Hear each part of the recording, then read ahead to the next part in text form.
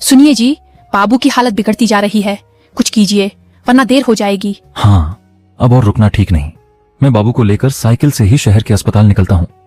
अकेले? रात का वक्त है जी, रास्ता सुनसान है, मुझे बहुत डर लग रहा है।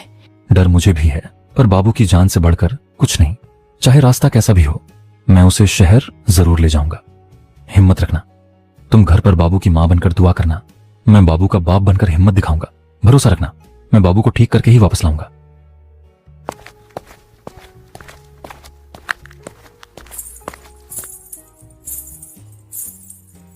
उस रात एक पिता अपने बेटे की जान बचाने के लिए एक ऐसे खौफनाक सफर पर निकल पड़ा था जहां कदम कदम पर खतरा था।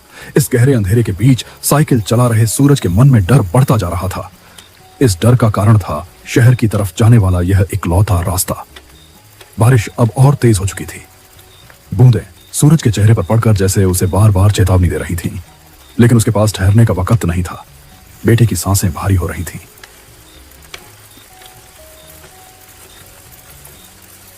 और हर पल उसके हाथ से फिसलता जा रहा था। रास्ता सुनसान था। दूर दूर तक सिवाय काले अंधेरे और बारिश की आवाज के कुछ नहीं था।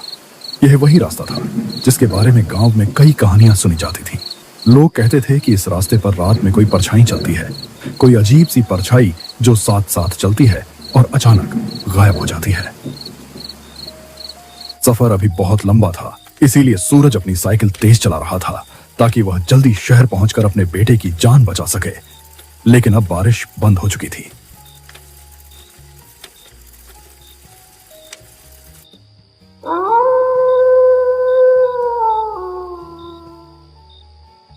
थोड़ी दूर आगे जाने पर सूरज को रास्ते में एक औरत बैठी हुई दिखाई दी।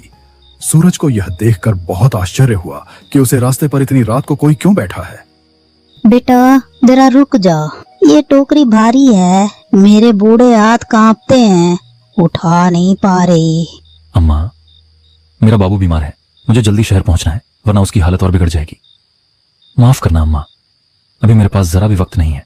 अरे तू तो नेक लड़का लगता है, मेरी मदद कर दे बेटा, तेरे सिर पे दुआ रहेगी। ठीक है, आप अकेली हैं इतनी रात को। अच्छा बताइए कहाँ रखना है टोकरी, मैं उठा देता हूँ। सूरज टोकरी उठाने की कोशिश कर ही रहा था, तभी उसने देखा कि वहां तो कोई है ही नहीं। उसका दिल जोर जोर से धड़कने लगा। हे भगवान, ये मैंने क्या देखा? अभी तो यहीं खड़ी थी अम्मा, फिर अचानक कहाँ गई? नहीं नहीं, ये जगह ठीक नहीं है।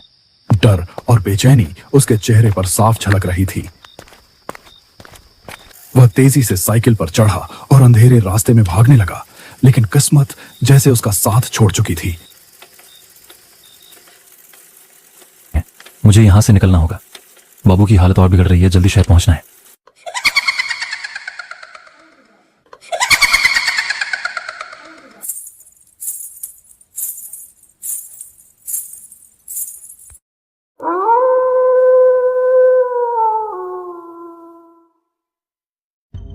अचानक उसकी पुरानी साइकिल की जंग लगी चेन जमीन पर गिर गई।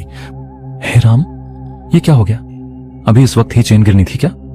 अगर मैं यहीं रुक गया तो पता नहीं क्या हो जाएगा। नहीं, मुझे किसी तरह चेन चढ़ानी ही होगी। और सूरज घबराहट में झुककर चेन चढ़ाने ही वाला था कि तभी उसकी रगों में खून जम गया। सामने वहीं खड़ी थी एक औरत, और वह औरत हूबहू उसकी पत्नी जैसी दिख रही थी। उस पल सूरज का मन मानो भर भरा कर टूट पड़ा। अरे तुम यहाँ कैसे? तुम तो घर पर थी ना? इतनी रात गए? इस सुनसान रास्ते पर कैसे चली आई? मत पूछो, मैंने रास्ते में एक परछाई देखी थी, वो लगातार मेरा पीछा कर रही है। मैं डरी हुई थी, इसलिए भागकर तुम्हारे पास आ गई। जल्दी करो, हमें यहाँ से निकलना होगा। बाबू को मुझे पकड़ाओ, मैं उसे संभाल लेती हूँ, तुम साइकिल ठीक करो। परछाई? ये कैसी बातें कर रही हो तुम? लेकिन अगर तुमने सच में देखा है तो मामला गंभीर है। अच्छा तुम बाबू को थामो, मैं चेन लगाता हूँ। हाँ जल्दी करो, वो कभी भी यहाँ आ सकती है। उसने सोचा शायद उसकी पत्नी ही है जो किसी तरह यहाँ तक पहुंच गई। वह कुछ पूछने या सोचने की हालत में नहीं था। थकान, डर और बच्चे की बीमारी ने उसकी समझ को कुंद कर दिया था। उसने बिना शक किए अपने बीमार बेटे को उस औरत की बाहों में